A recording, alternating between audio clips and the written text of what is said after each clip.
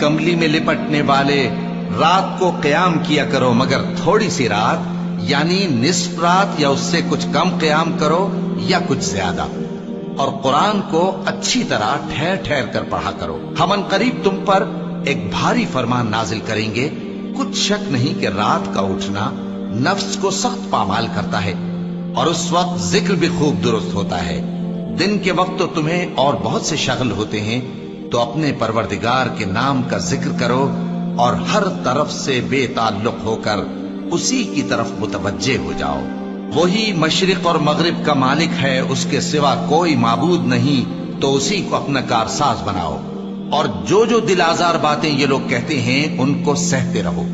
اور خوبصورتی سے ان سے کنارہ کش رہو، اور مجھے ان جھٹلانے والوں سے جو دولت مند ہیں سمجھ لینے دو، اور ان کو تھوڑی سی مہلت دے دو۔ کچھ شک نہیں کہ ہمارے پاس بیڑیاں